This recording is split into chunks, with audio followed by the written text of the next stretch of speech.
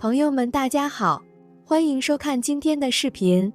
很多人早晨起来之后，先要咳嗽一阵，有的人能吐出一些痰，有的就纯属是干咳，还会伴随着恶心、干呕。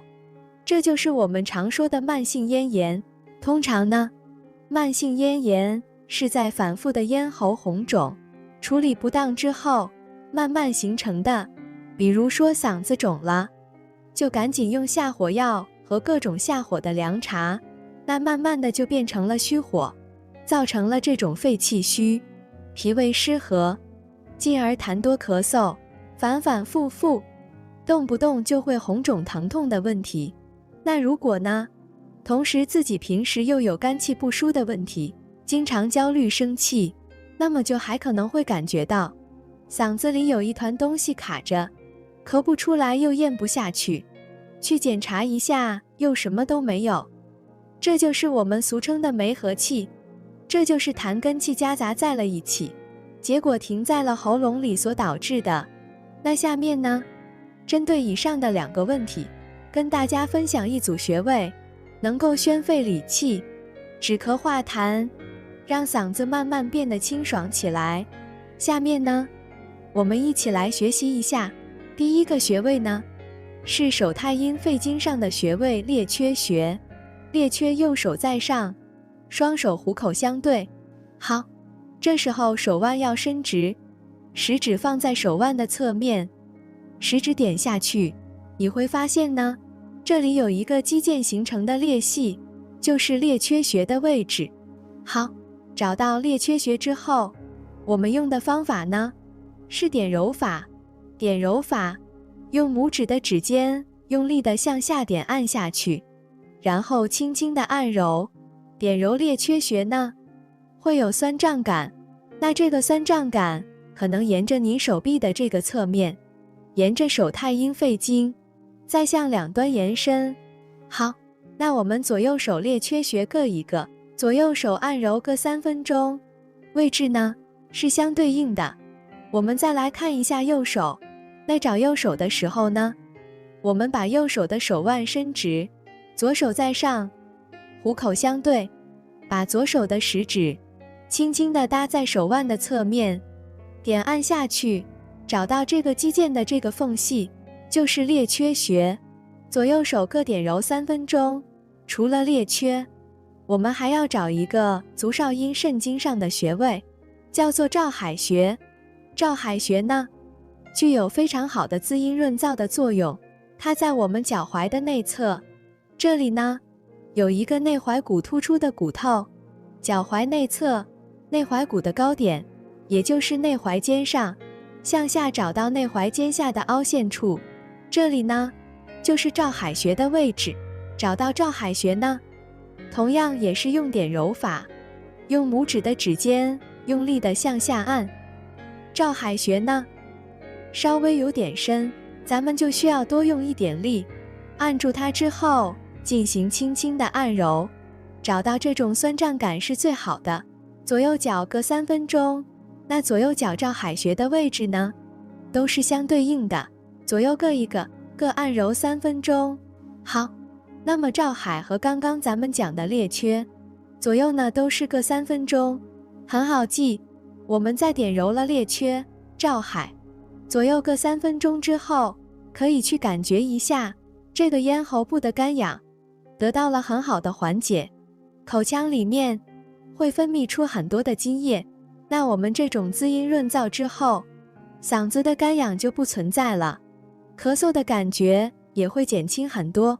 如果你每天早上呢，除了觉得这种嗓子干痒、有痰，或者是无痰干咳这些慢性咽炎的情况，还有这种嗓子里面好像堵了一团东西，又咽不下去，又吐不出来，很难受，这种情况呢，也就是我们上面说的梅核气的情况。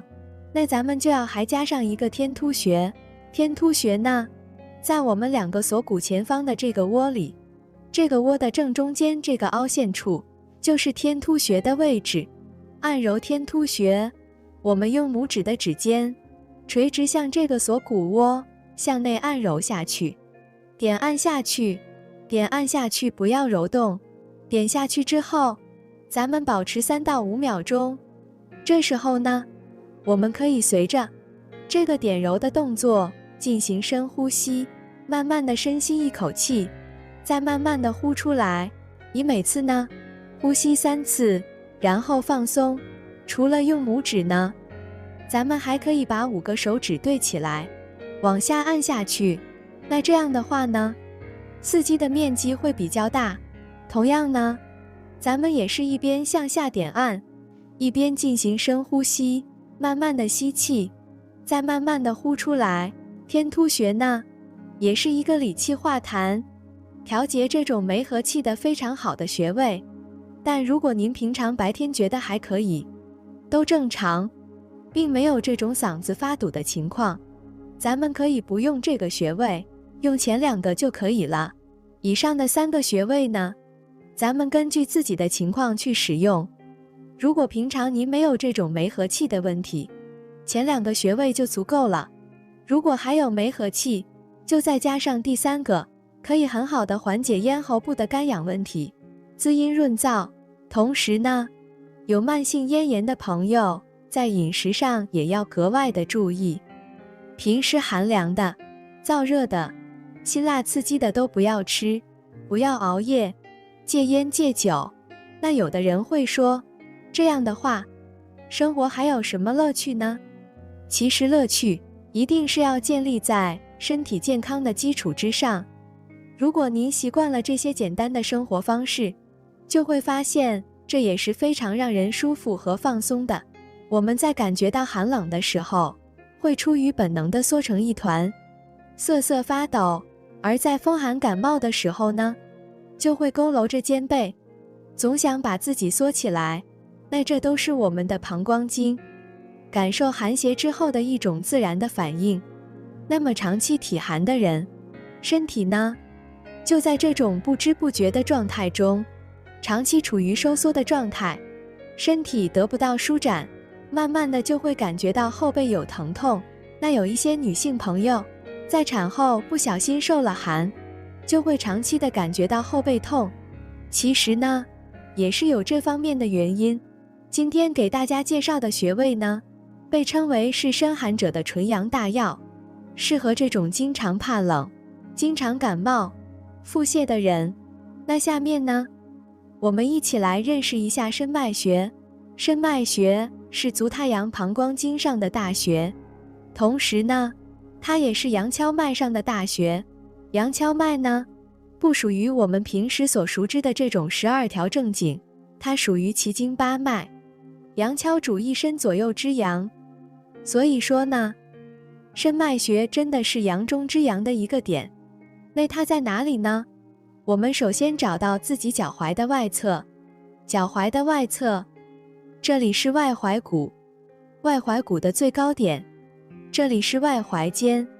好，把它画出来，外踝尖往下，用拇指一找，找到了这个外踝骨下缘，这里的凹陷处，在这个凹陷处这里呢，就是申脉穴。